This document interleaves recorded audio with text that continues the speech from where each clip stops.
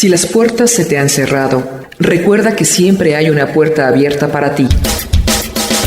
Puerta Abierta, un programa con el doctor Guillermo Torres.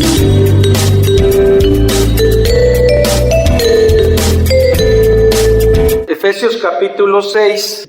Sin embargo, habrá que recordar algunas cosas. El capítulo 5, 4 de Efesios está dando Pablo la forma en que un cristiano debe vivir en el mundo, la forma que un cristiano debe actuar en la iglesia. Y ahora la parte más difícil, la forma en que un cristiano debe de actuar en el hogar. En el capítulo 5 ya vimos el sometimiento de las esposas a los esposos y el amor del esposo a la esposa. No es posible si no hay llenura del Espíritu Santo en nosotros. Puede ser que usted sea un creyente, que en usted habite el Espíritu Santo y no tener llenura del Espíritu Santo, y entonces su casa sea caótica o sus relaciones sean caóticas en forma general. Por eso el verso 5:18 dice: no os embraguéis con vinos, en lo cual hay disolución. Antes, bien, sed llenos del Espíritu Santo.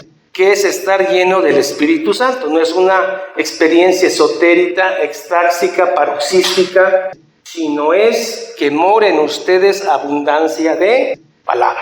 También dijimos que el Espíritu Santo actúa en nosotros en base también a la cantidad de palabra que mora en nosotros. Usted, cuando estudia la Biblia en abundancia, en usted mora palabra de Dios, y Dios usa al Espíritu Santo que mora en usted, ocupando la palabra ya internalizada en usted para emitir justos juicios. Pero si en usted no mora palabra de Dios, aún con el Espíritu Santo, usted va a tener juicios que no son basados en la palabra de Dios. Uno de los requisitos para que una esposa se someta a su esposo y un esposo ame a su esposa es que estén llenos del Espíritu Santo. Viene un tema que es difícil, el sometimiento de los hijos a los padres. Satanás ha hecho todo lo posible por contradecir la palabra de Dios y derrumbar las instituciones establecidas por Dios, principalmente la familia.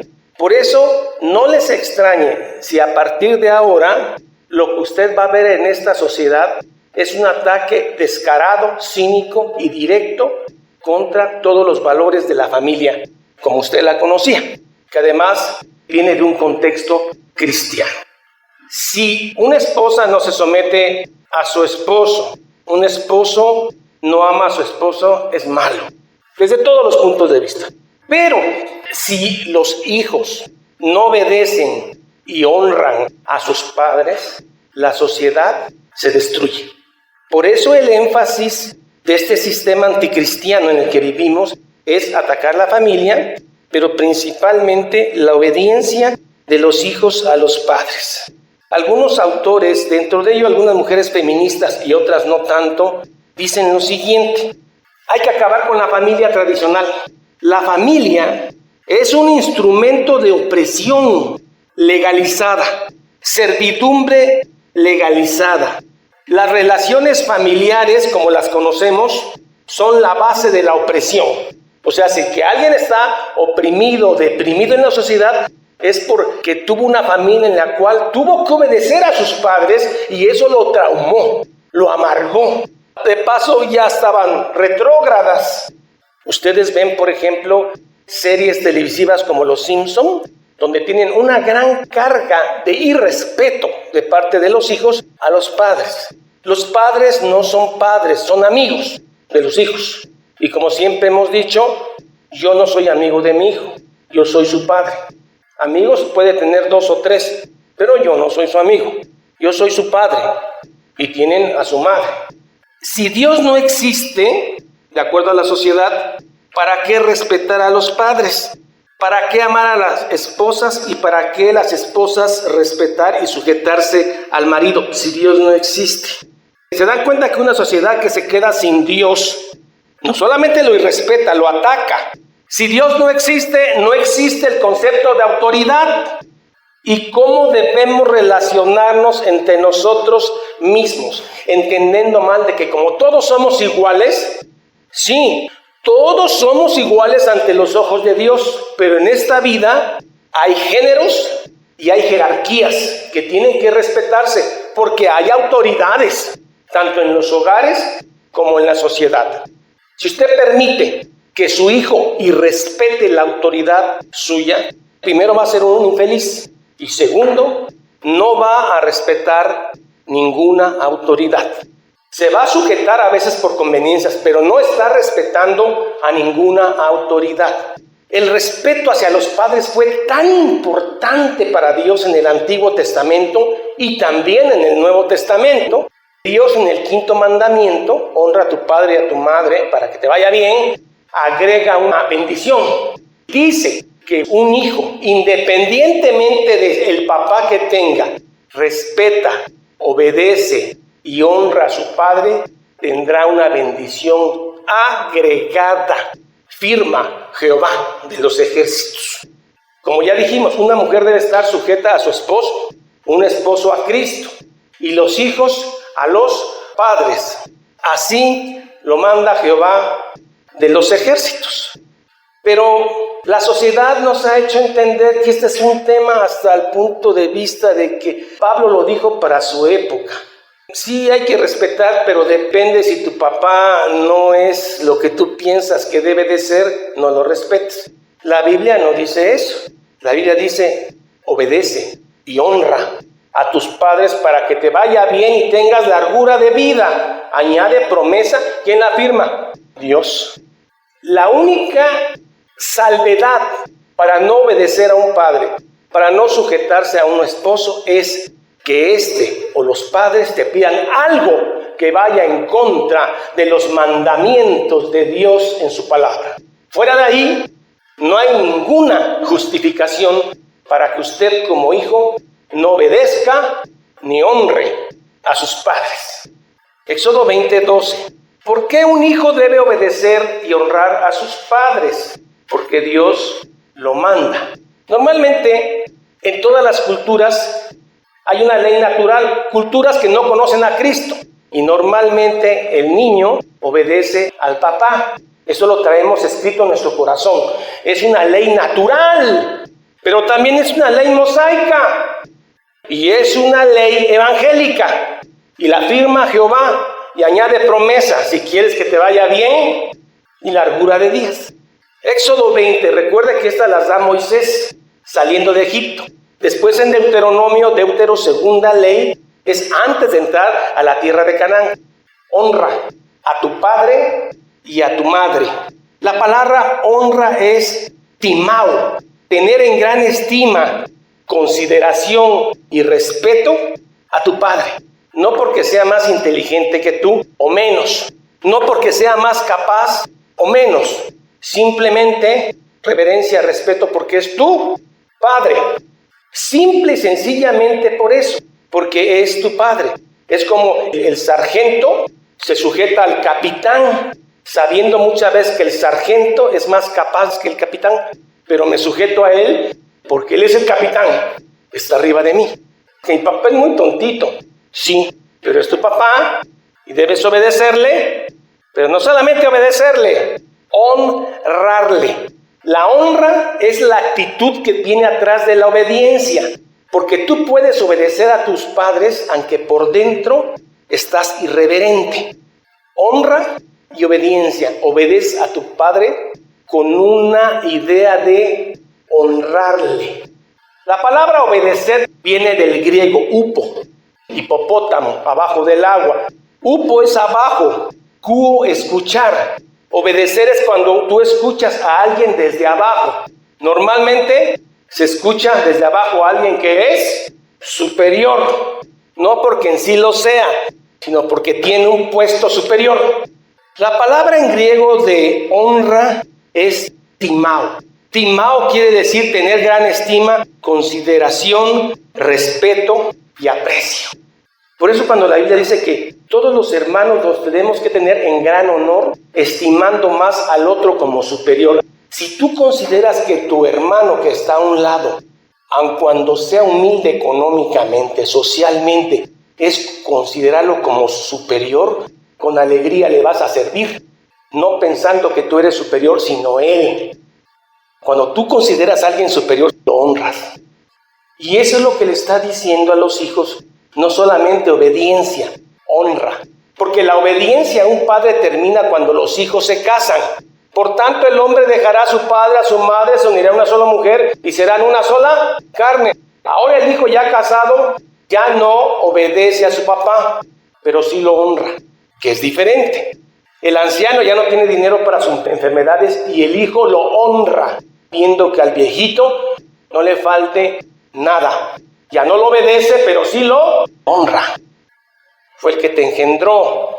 Si alguien no obedece y no honra a su papá, hay un castigo, no de parte del hombre, de parte de Dios. Éxodo.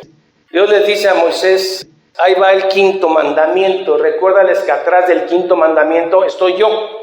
Honra, upokuo, honra a tu padre y a tu madre, para que tus días se alarguen en la tierra que Jehová tu Dios te da.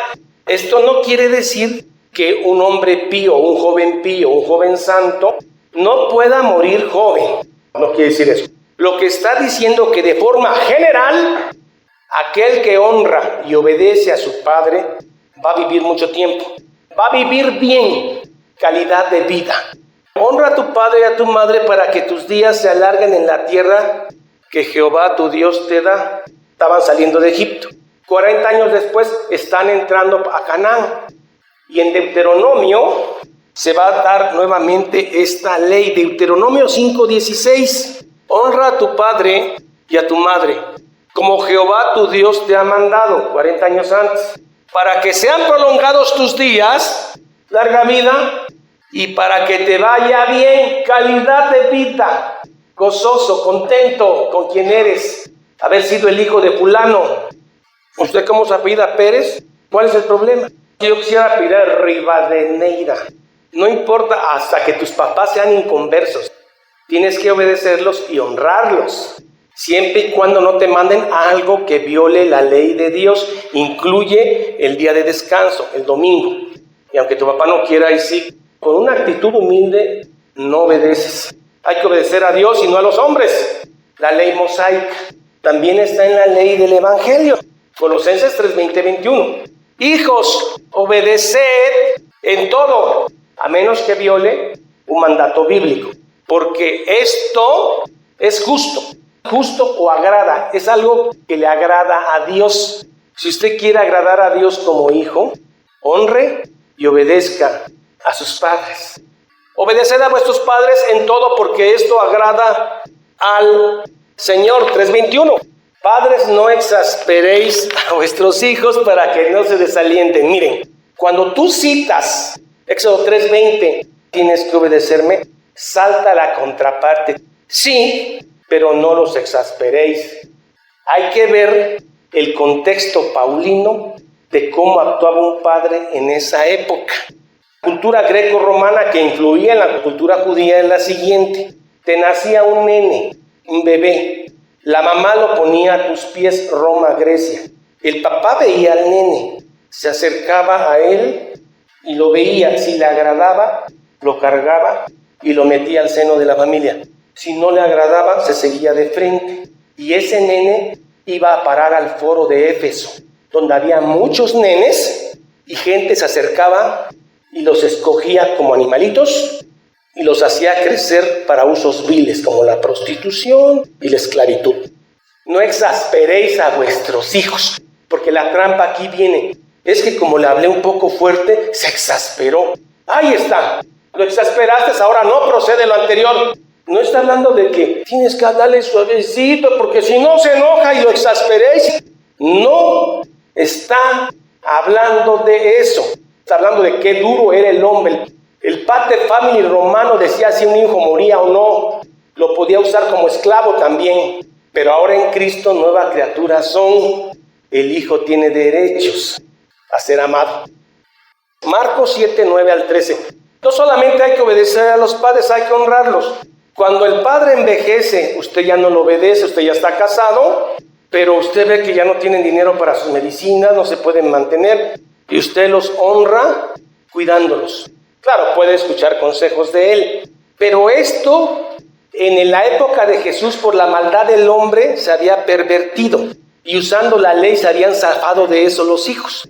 Un hijo decía, mira papacito, yo sé que estás enfermo, mira, este dinero iba a ser para ti, pero me acordé que es para la ofrenda del Señor, o sea, es corbán, está apartado, así que ahí te ves y no hay medicina porque esto es para el Señor.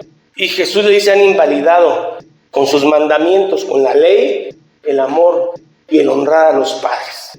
Marcos 7:9, le decía también, bien invalidáis el mandamiento de Dios para guardar vuestra tradición, porque Moisés dijo honra, respeto, reverencia, no porque sea infalible, no, porque es tu padre y es tu madre, hónralo, y aparte obedeces, porque puedes obedecer sin honra.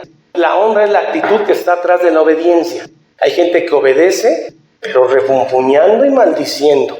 Porque Moisés dijo, honra a tu padre y a tu madre, y el que maldiga a padre, el que maldecía a un padre o una madre, lo llevaban a la plaza y lo mataban. Así de grave es la deshonra a un padre y la falta de obediencia a un padre. En el Antiguo Testamento, ley de Jehová, lo mataban. Y ese mandamiento moral está vigente ahora. No lo sacas porque no vivimos en una teocracia. No sacas a tu hijo para que lo apedreen o lo maten. No. ¿Qué es lo que hacen? Dios se va a encargar, porque es una ley moral. No es una ley jurídica del Antiguo Testamento que desaparece con la cruz. Es una ley moral que trasciende el Nuevo Testamento. Cuando una esposa empieza a discutir contigo por dinero, palabras sacan palabras. Ya el problema ya no es el dinero, sino que tu esposa está pecando. Lo mismo aquí. No es para que el papá sea puesto hasta arriba, no, porque Dios ya le dio su lugar, sino para que el hijo evite el peligro que Dios está diciendo. Aquel quería o maldecía a un padre, lo mataban. Y esa ley moral de Dios no ha cambiado. Pero al que ejecuta ahora esta orden no es el hombre, es Dios. ¿Están dando cuenta del problema tan grave de un hijo en desobediencia? Que ya no importa tu honra como tal, sino el dolor que un hijo se vaya a perder. Es un dolor increíble. Y se dan cuenta porque este mandamiento es tan atacado por el sistema anticristiano. Y aún en creyentes se ha ido ablandando. Es que tú lo exasperas. No, por el bien de él, no. Porque Moisés dijo, honra a tu padre y a tu madre. No solamente obedezcas, reverente. El que maldiga al padre o a la madre, muera irremisiblemente. ¿Qué tan peligroso es esto? Y lo contrario, si honras y obedeces a tu padre, calidad de vida y largura de años. Éxodo 21:16. Asimismo, el que robare a una persona y la vendiere, si fuera hallada en sus manos, morirá. El que sigue, 21:17. Igualmente, el que maldijere a su padre o a su madre, morirá. La sociedad es tan vil que a veces en las novelas se trivializa tanto. Una jovencita, porque su papá no la dejó salir a bailar esa noche, golpea la puerta de su cuarto y grita, ¡te odio! Jóvenes cristianos, pues está de moda, te odio.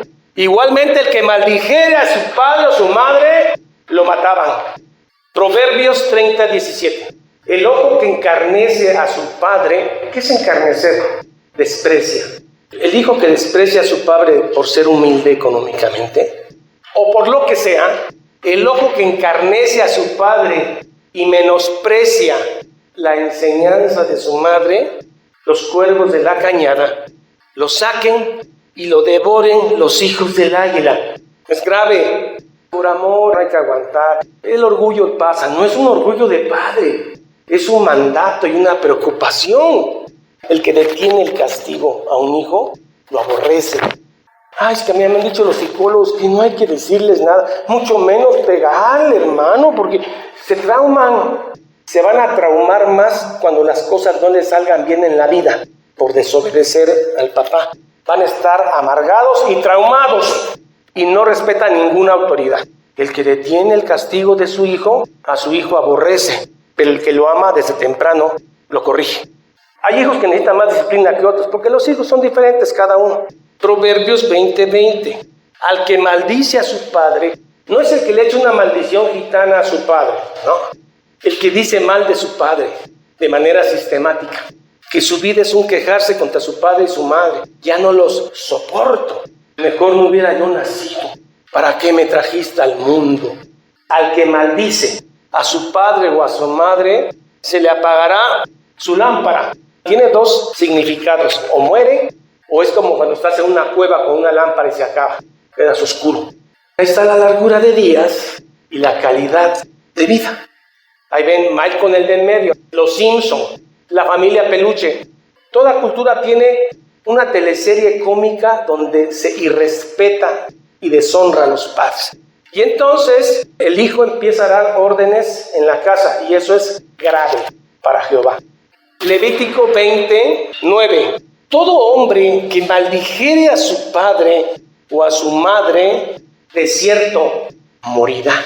Hay más versículos, no da tiempo sobre este tema, porque para Dios la obediencia y la honra hacia los padres es importantísima, tanto que peligra la vida del desobediente. Todo hombre que maldijera a su padre o a su madre, de cierto morirá.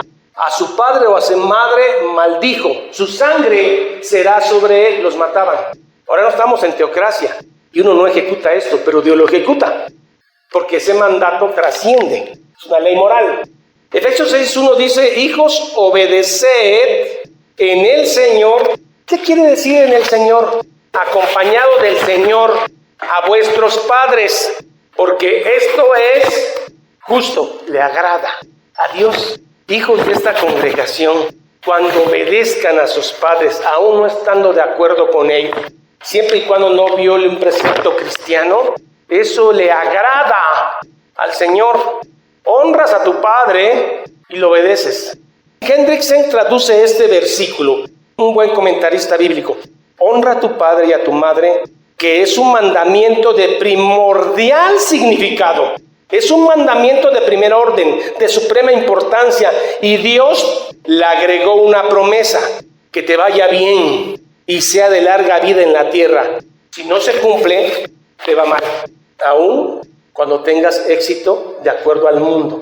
Te va mal, mala calidad de vida, y puede ser acortada.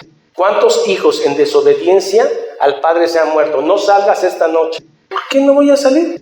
Ya basta de ese sistema de opresión llamado familia. Toman el auto y se matan. ¿Cuántos casos donde Dios ejecuta? Hijos, obedeced en el Señor a vuestros padres, porque esto le agrada al Señor. 6:2. Honra, timao, tener en gran estima a tus engendradores, tener en consideración con el máximo respeto y aprecio. Si una familia se distingue del resto, es por el respeto de los hijos a los padres. Eso los hace diferentes al resto de la sociedad. Honra a tu padre y a tu madre, que es el primer mandamiento con promesa: larga vida, calidad.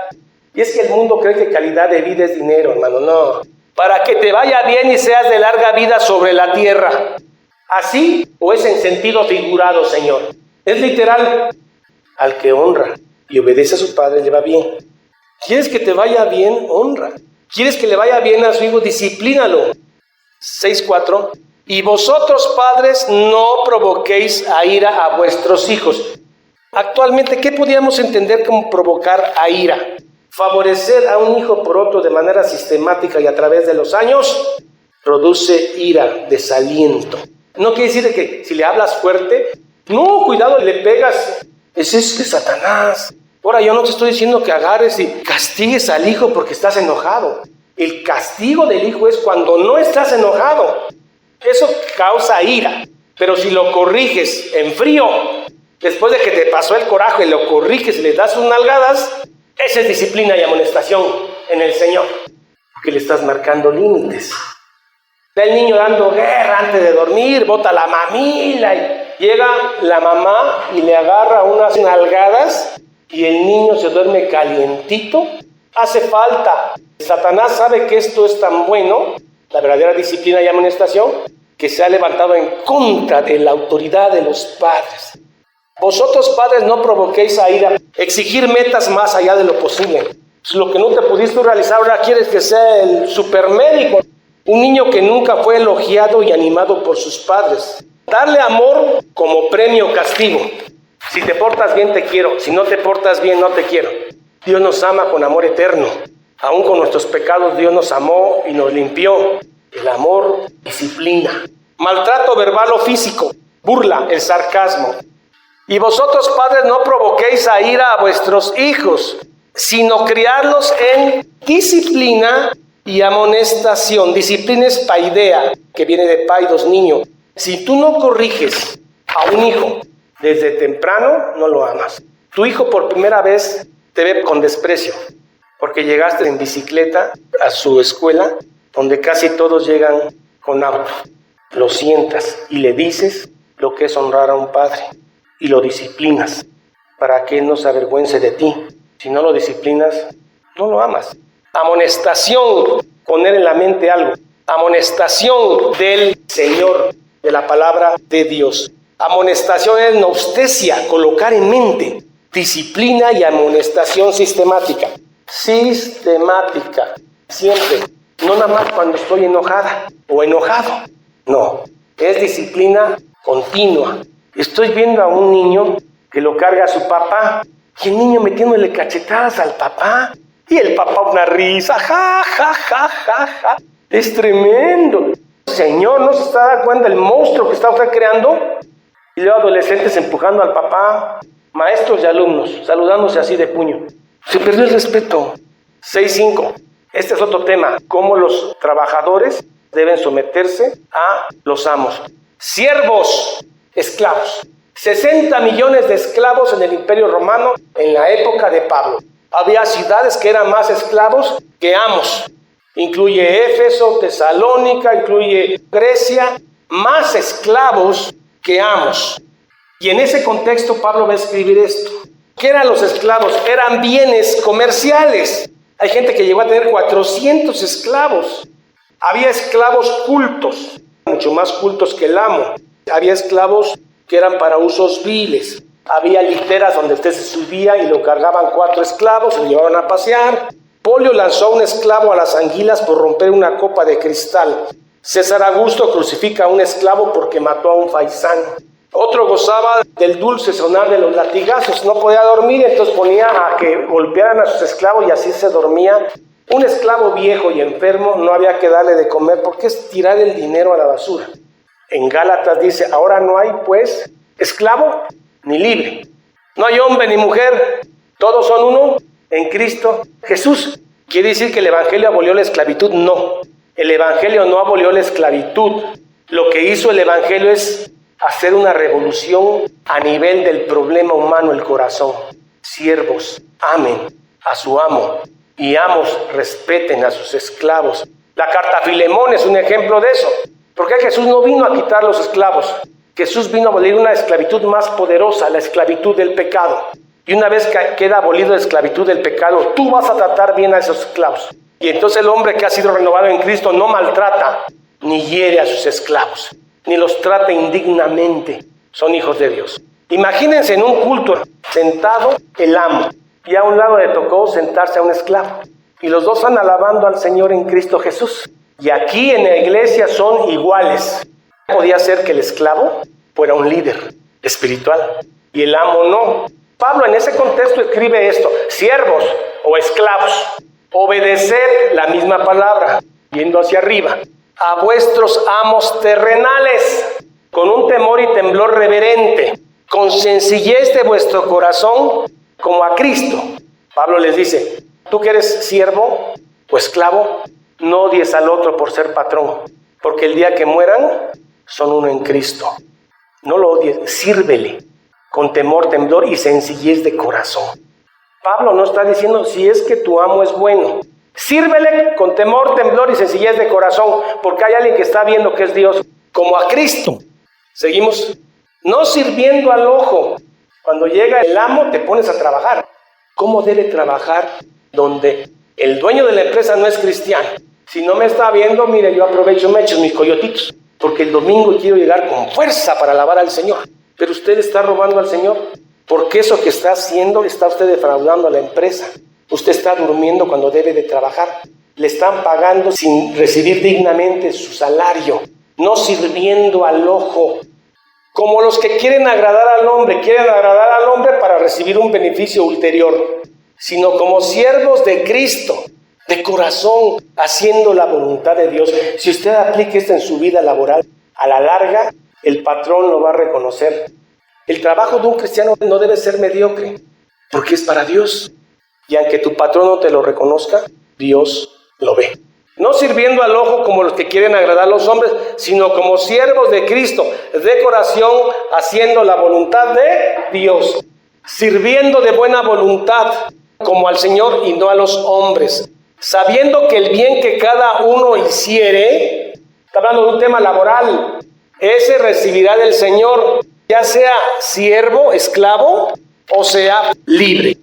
Y vosotros, amos que tienen 30 esclavos y que asisten a la iglesia, vosotros, amos, haced con ellos lo mismo. Trátenlo como un hermano, no nada más en la iglesia, también en el área laboral. Dejando las amenazas. La vida de un esclavo no valía nada. La única diferencia entre las herramientas, los animales y los esclavos, era que los esclavos hablaban. Eran bienes hablantes, así les llamaban. Dejando las amenazas, sabiendo que el Señor de ellos y vuestro está en los cielos, y que para Él no hay acepción de personas, no hay favoritismo. El tema de la acepción de personas. Dios sí hace acepción de personas en cuanto a quienes va a salvar y a quienes no. Él elige. Pero en cuanto a su justo castigo, Dios no hace acepción de personas. O que alguien porque es amo o esclavo, o que alguien porque tiene títulos rimbombantes, a quien dice Dios, sí mi respeto, este hombre sí es un filósofo. Dios no hace acepción de nadie.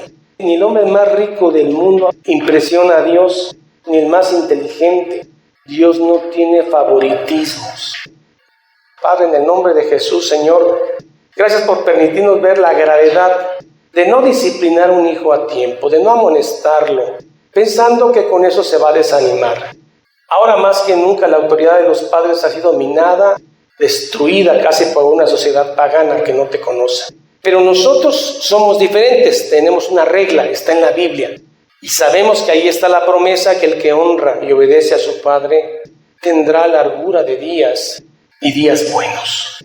El que hace lo contrario, su sangre sea sobre de él, dice el Antiguo Testamento. Y es una ley moral que trasciende al Nuevo. Por eso, Señor, pedimos sabiduría, pedimos humildad, pedimos misericordia, gracias, Señor. Ten piedad de nosotros, Padre. Ayúdanos a administrar nuestra vida, a honrar a uno de nuestros padres si ya han fallecido. Y si viven, honrarlos y obedecerlos. Oramos siempre en el nombre del Padre, del Hijo y del Espíritu Santo. Amén. Vamos a despedirnos con las bendiciones ya conocidas, Números y Corintios. Jehová te bendiga y te guarde. Jehová haga resplandecer su rostro sobre ti y tenga de ti misericordia. Jehová alce sobre ti su rostro y ponga en ti paz. Corintios dice así: la gracia del Señor Jesucristo, el amor de Dios y la comunión del Espíritu Santo sean con todos vosotros. Y el pueblo dice: amén. Jehová es mi pastor, nada me faltará.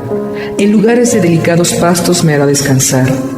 Junto a aguas de reposo me pastoreará.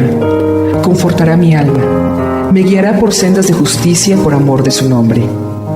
Aunque ande en valle de sombra de muerte, no temeré mal alguno, porque tú estarás conmigo. Tu vara y tu cayado me infundirán aliento. Aderezas mesa delante de mí en presencia de mis angustiadores. Unges mi cabeza con aceite, mi copa está rebosando. Ciertamente el bien y la misericordia me seguirán todos los días de mi vida, y en la casa de Jehová moraré por largos días. Salmo 23. Esta es la paz que Dios te da a través de su palabra. Busca un grupo de personas que te ayuden a leer e interpretar la Biblia. Te invitamos a escuchar el programa Puerta Abierta con el Dr. Guillermo Torres, pastor de la iglesia La Familia de Dios. Todos los días por esta estación.